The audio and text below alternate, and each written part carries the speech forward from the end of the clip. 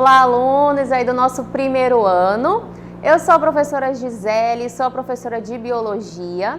Estou aqui com vocês, para a gente conversar um pouquinho sobre esse componente. Vamos apresentar aí um conteúdo para vocês, tá? Então, a gente conta com a participação de vocês, a gente tem professores aí no chat que estão acompanhando. Em caso de dúvidas, podem mandar que a gente consegue acompanhar e tirar a dúvida de vocês. Então, vamos ver qual é o nosso conteúdo da aula de hoje. E aí a nossa aula de biologia, sobre a base molecular da vida 1, tá? Então a gente vai agora dar início à nossa aula.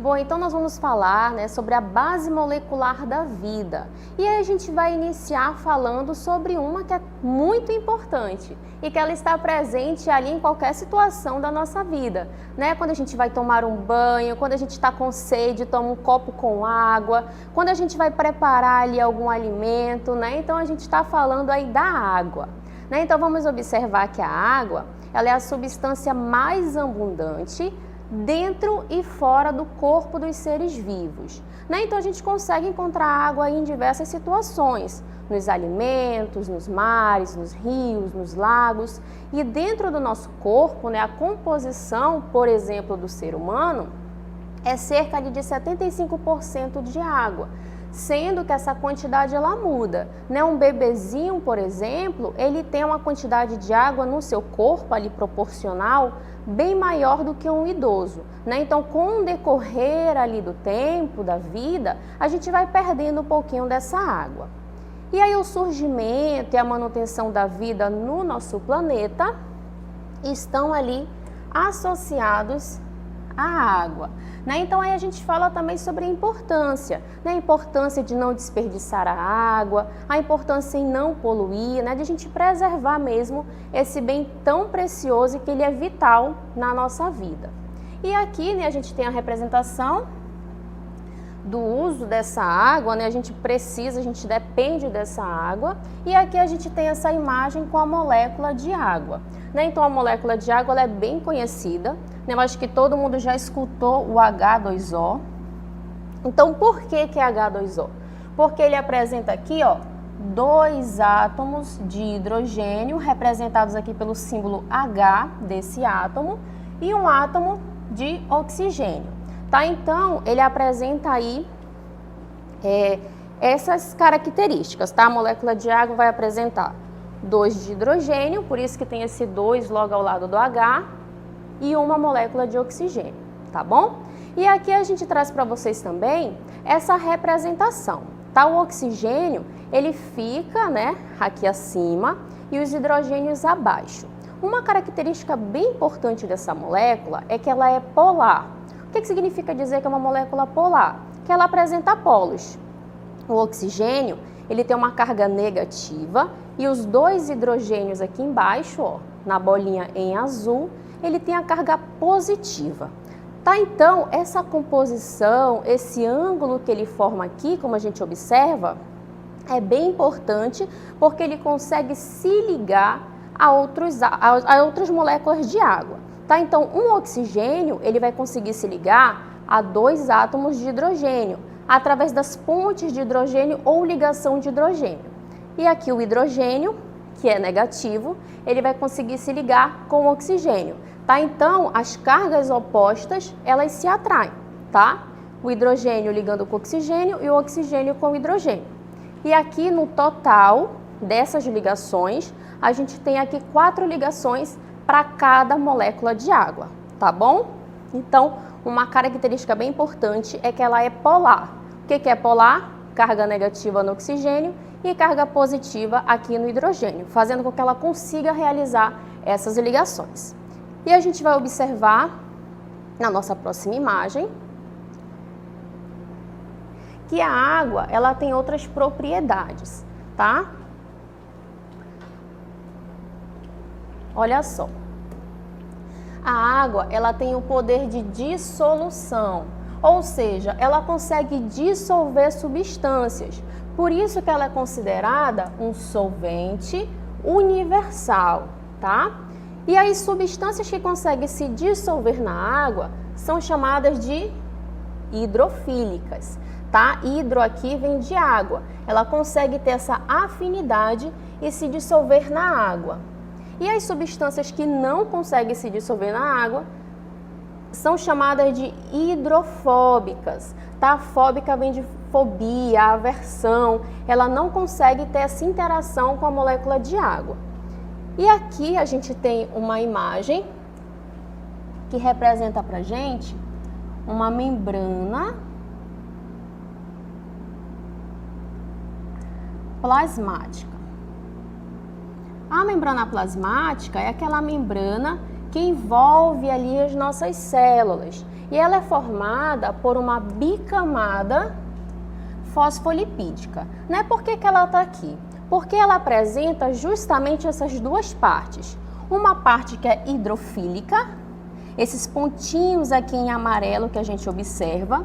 Então a gente já sabe que se essa parte é hidrofílica, tanto nesse meio intracelular quanto extracelular, significa dizer o quê? Que ela consegue interagir com a água. Já essa parte central aqui da nossa imagem, que a gente observa aqui, ó, ela é o quê? Ela é hidrofóbica. Então, essa parte que é hidrofóbica, ela não se dissolve, tá? Então, nessa região, não tem a presença da água.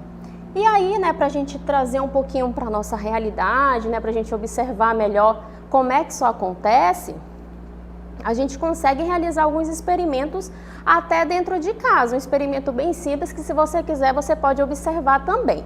Se eu pego ali um copo com água e coloco açúcar, eu vou mexer, né, bem essa solução e aí no final o que acontece? Parece que o açúcar sumiu. Por quê? Porque essas duas soluções, tanto a água quanto o açúcar, ela é polar. Né? Então, o que significa dizer? Que ela tem essa interação, ela é hidrofílica. Mas se eu pegar um copo com água e colocar um óleo, o que vai acontecer? A água fica numa parte e o óleo fica no outro. E a gente consegue observar essas duas fases. Porque o que acontece? O óleo, ele é hidrofóbico, ou seja, não tem essa interação da gordura, né, do óleo com a água, tá bom? Então a gente consegue aí fazer essas observações também na nossa casa, tá? A gente coloca ali o copo com água e aí faz essa diferenciação. Vamos continuar observando uma outra propriedade da água. Então, olha só, são moléculas que ficam fortemente unidas, mantendo a água fluida e estável em condições normais, tanto de temperatura quanto de pressão. Esse processo que faz com que as moléculas fiquem fortemente unidas é chamado de coesão, tá bom? Então, a gente tem aqui essa representação, coesão. A coesão entre as moléculas de água no seu estado líquido, ela é responsável pela alta tensão superficial. E aí, para falar dessa tensão superficial, a gente tem aqui uma imagem, né? A gente tem aqui os mosquitos, os insetos, que estão aqui, ó, por cima da água, tá? Isso não é nenhuma mágica, nem nada que acontece. O que aconteceu aqui? Essas moléculas de água ficaram tão unidas, né, que ela forma como se fosse aqui uma barreira. E aí, como o mosquito ele é leve, ele consegue, ó, andar por cima dessa água. E esse processo é chamado de tensão superficial, que acontece devido a essa coesão, tá? A ligação dessas moléculas de água.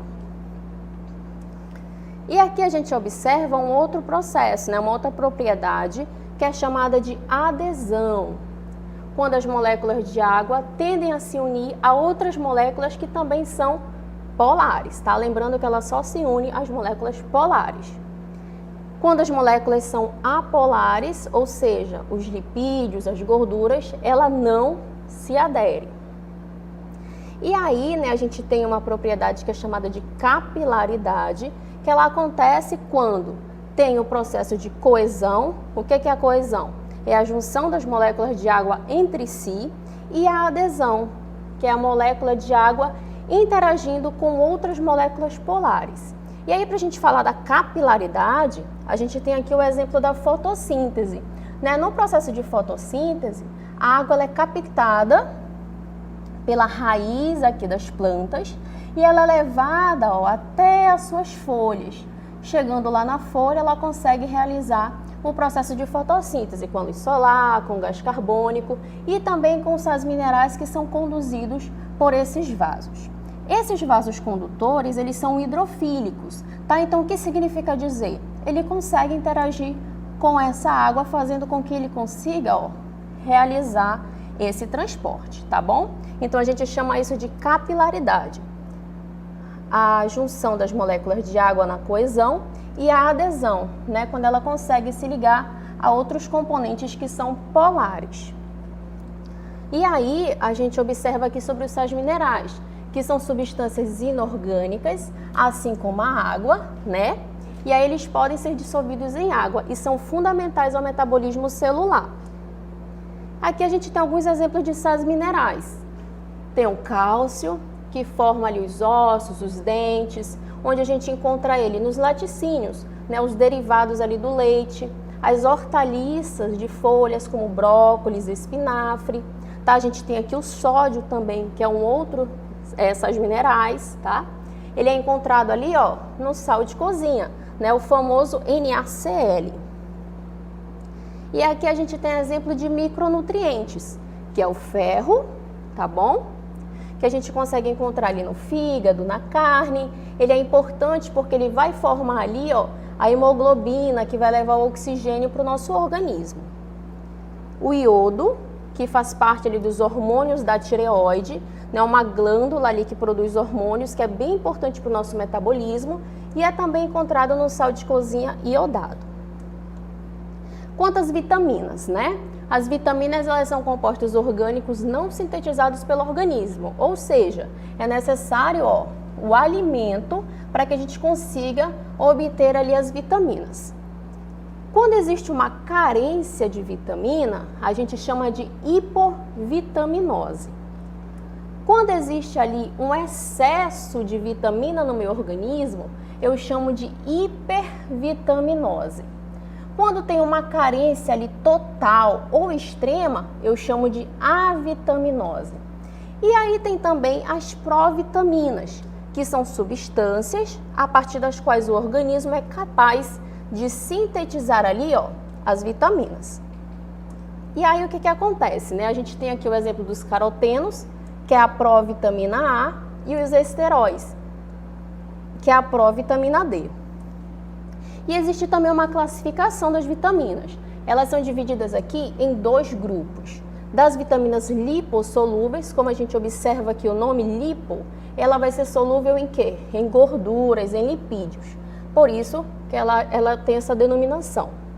E aí faz parte desse grupo a vitamina A, D, E e K. Tá? Então a gente tem aqui um pouco de onde a gente consegue encontrar essa vitamina e algumas doenças que são ocasionadas pela carência dela. Tá? Então a vitamina A pode ocasionar aqui problemas de visão, secura de pele. A vitamina D, na sua carência, pode ocasionar o raquitismo, a osteoporose, tá bom? A vitamina E pode ocasionar dificuldades na visão, alteração neurológica. A vitamina K, desnutrição, má função do fígado, né? Então a gente observa que a falta dela vai causar doenças, assim como ela tem ali, ó, funções no nosso organismo. E as hidrossolúveis são as vitaminas do complexo B e C. Elas são solúveis em água, né? Por isso que ela é hidro. E aí elas não podem ser armazenadas, por isso que elas são absorvidas e excretadas rapidamente. E aí a gente tem o complexo B, que é o B1, o B3 e o B12, tá? Então aqui a gente tem as fontes onde a gente consegue encontrar essa vitamina, as doenças que são provocadas, né, como o beriberi no B1 e pelagra no B3 e as funções, tá? Dela no nosso organismo. Aqui a gente tem o B12, onde a fonte dele é no fígado, tá? A doença provocada com a falta de B12 é uma anemia, a função é a formação de hemácias, tá bom? E a vitamina C, né, que é bastante conhecida aí. E onde é que a gente encontra a vitamina C? Na laranja, no limão, no abacaxi. A falta dessa vitamina ocasiona uma doença chamada escorbuto, tá bom? Que já matou muitas pessoas aí bem antigamente. E aí ela vai fortalecer aqui, ó, o nosso sistema imunológico, tá? Ela funciona ali como um método de prevenção. E aqui a gente tem, né, vimos aí sobre a água, vimos sobre as vitaminas, os sais minerais, e agora a gente vai observar os ácidos nucleicos, que também são chamados de polinucleotídeos. Eles existem em dois tipos. O ácido desoxirribonucleico, né, esse nome aqui bem grandão, que é também conhecido como DNA. E o ácido ribonucleico, que é conhecido como o RNA. E a gente vai conhecer a diferença entre eles. O DNA, ele é o principal constituinte dos cromossomos, onde tem o quê? Ó? O nosso material genético, nossos genes. E o RNA participa do processo de quê? De síntese de proteínas. O DNA e o RNA, eles são formados por várias unidades de nucleotídeos, que é o que a gente vai conhecer agora. Tá? Então, os nucleotídeos formam tanto o DNA quanto o RNA. Aqui a gente tem uma representação para a gente diferenciar essas moléculas. O DNA, ele tem aqui, ó, uma dupla fita, como se fosse uma escadinha aqui toda enrolada. E o RNA, ele tem uma fita simples. Além disso, a gente observa que o nucleotídeo, ele é formado pela combinação de três componentes: o fosfato, a pentose e a base nitrogenada. O fosfato, ele é o mesmo tanto no DNA quanto no RNA. A pentose, né, ela vai diferenciar no DNA para o RNA. E a base nitrogenada, a gente observa que ela tem aqui, ó, 5 tipos. Tá? A gente tem a adenina, a guanina, a citosina, a timina e a uracila. Qual é a diferença aqui entre elas? Ela é dividida em 2 grupos: as púricas, que são a adenina e a guanina, e as pirimídicas, que são a timina, citosina e uracila. Tá? O que a gente observa aqui também? Vamos observar aqui um quadro que tem a diferença entre elas. A DNA vai ter essa cadeia dupla, enquanto a RNA cadeia simples. A pentose do DNA é chamada de desoxirribose, do RNA é ribose. O DNA tem uma cadeia muito longa, enquanto o RNA tem uma cadeia mais curtinha, né, ali para a produção de proteínas. Quanto às bases, o DNA vai apresentar adenina, guanina, citosina, e a timina aqui está destacada porque a timina é encontrada somente no DNA. E aqui no RNA a gente tem a uracila, que é encontrada somente no RNA, tá bom?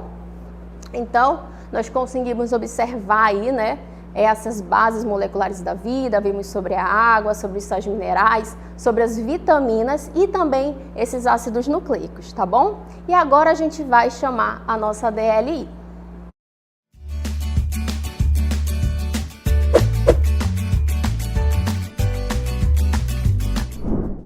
E aí nós temos a questão 1, né? Devem constar na dieta humana íons correspondentes aos seguintes elementos químicos, exceto, né? Então a gente tem aí 5 elementos químicos, somente um que não pode constar na dieta humana.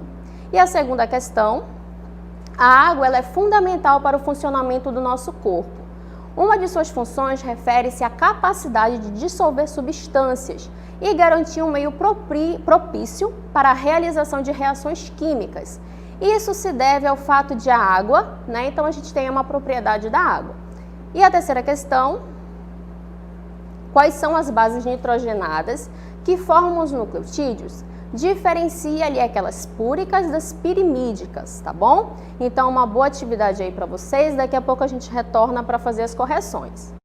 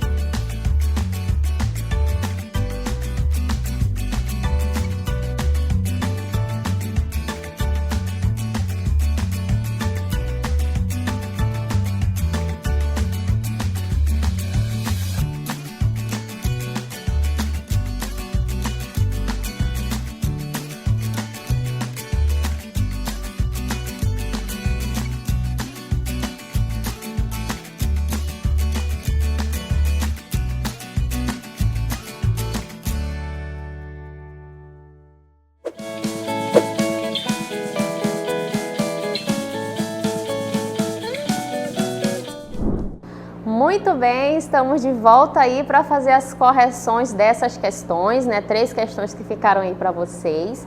Mas antes aí de mostrar o resultado das nossas questões, a gente quer conversar um pouquinho, né? Vamos observar o que os nossos alunos escreveram aí no chat sobre essas questões.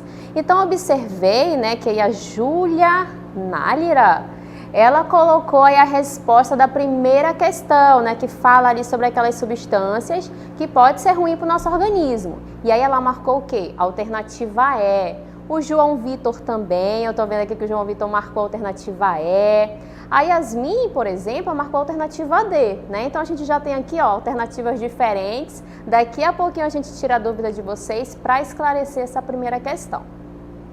A gente tem aí a resposta da segunda questão também, né, que é a alternativa D, muitos alunos marcando aí a alternativa D na segunda questão, tá? A gente tem aí o Kelvin, o Eduardo também marcou D na segunda questão, a Alice, Luiz Miguel, né? Então, D está prevalecendo aí na questão 2, tá bom?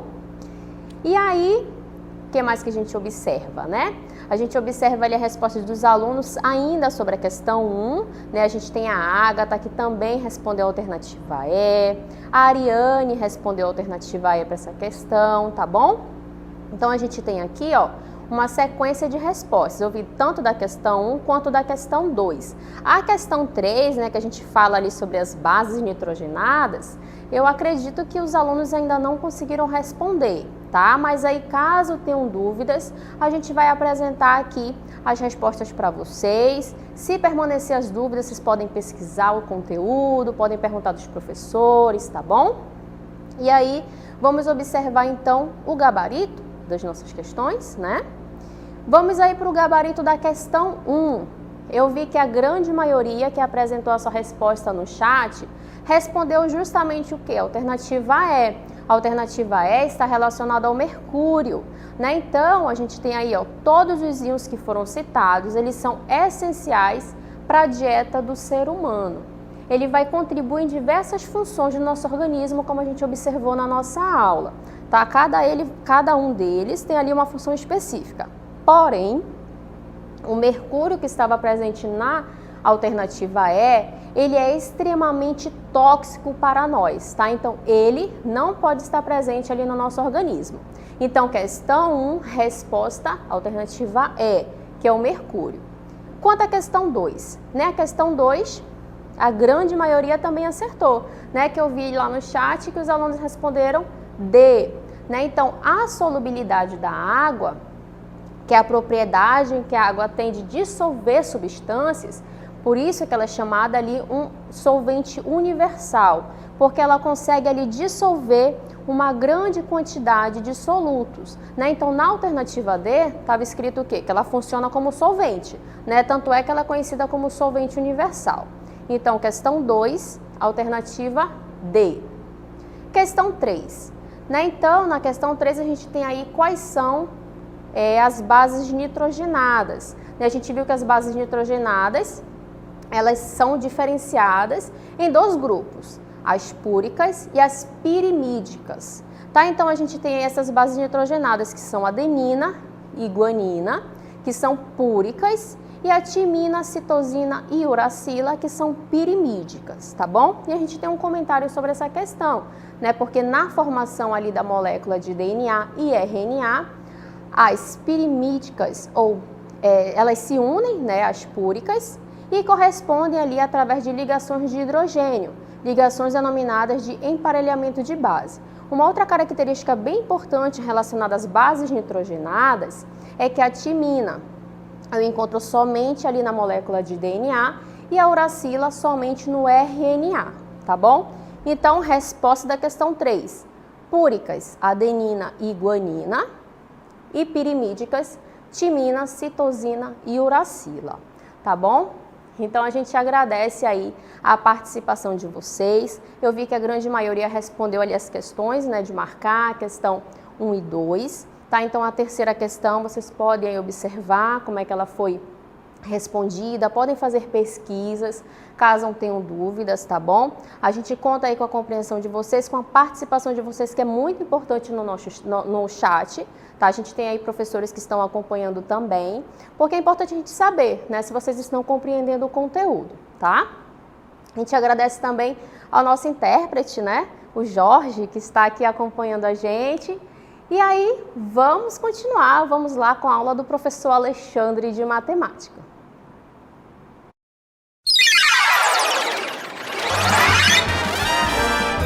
A sua aula continua no próximo vídeo.